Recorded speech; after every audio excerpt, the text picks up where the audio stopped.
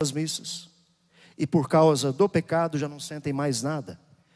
Não estou aqui colocando todas as pessoas, e que todas essas pessoas, elas que estão passando por esse sentimento, por talvez uma aridez na fé, que estão no pecado, não significa isso. Mas quantas outras pessoas que estão na igreja, que participam da igreja e que fazem daquele momento, parece que é só mesmo um momento já costumeiro, rotineiro, faz parte da minha vida, então vou participar da missa, ao horário de eu participar da missa, então estou indo lá, não é?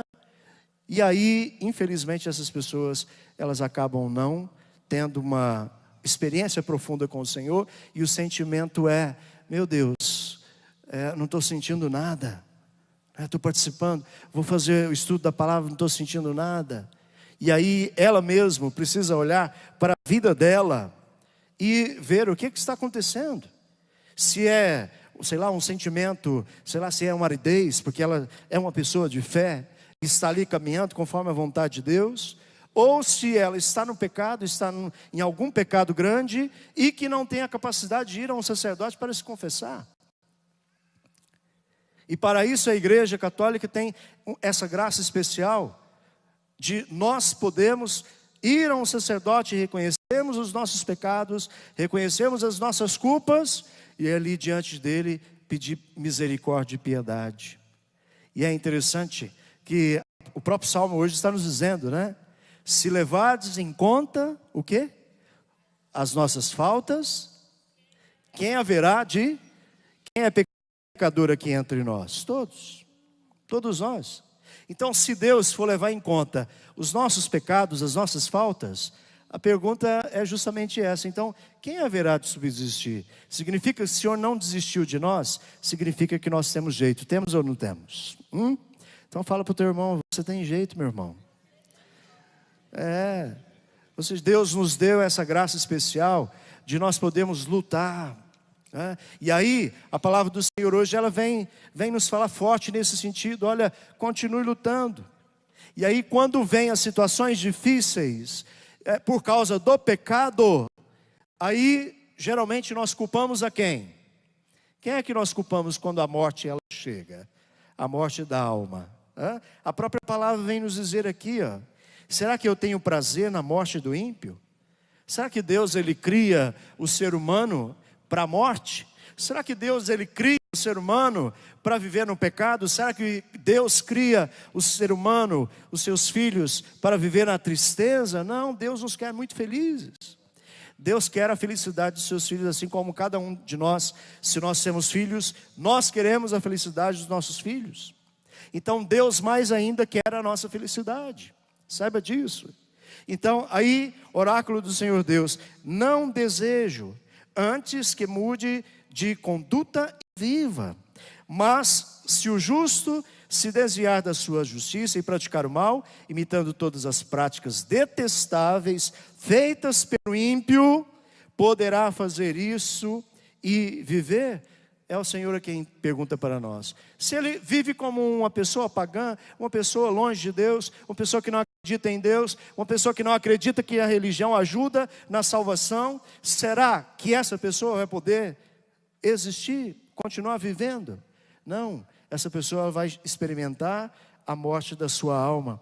Aí continua aqui, da justiça que ele praticou, nada mais será lembrado.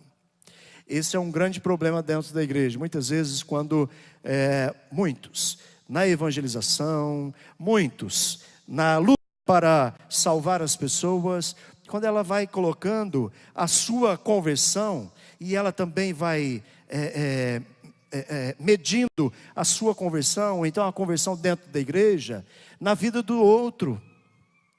Esse é um grande problema que muitas pessoas acabam desistindo de continuar uma evangelização, porque ela mira no outro, achando que é o outro quem vai ser o testemunho para a mudança da vida dela. E eu aprendi isso com o Padre Jonas, o nosso olhar tem que estar direto a quem, gente? No crucifixo ali nós estamos vendo, Jesus, o Padre Jonas até falava, olhar somente a ti. Tem uma música nesse sentido também, né? Olha somente a Cristo. Ele é o nosso maior motivador. Afinal de contas, você está seguindo a pessoa que está lá na sua igreja e que está dando contra-testemunho? Você está medindo a sua conversão por aquelas pessoas que estão na igreja, que não conseguem sair daquela condição pecadora e que de repente até está lutando, mas não consegue?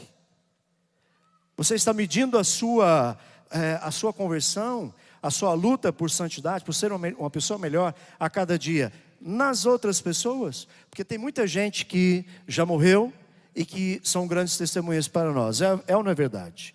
Nós temos aí vários e vários santos que a igreja proclama santo, né, canoniza essas pessoas. Para quê? Encontramos nela também testemunho. Mas o maior testemunho que nós encontramos é nosso Senhor Jesus Cristo. Bata no teu peito e fala: Jesus, muda a minha vida, Jesus.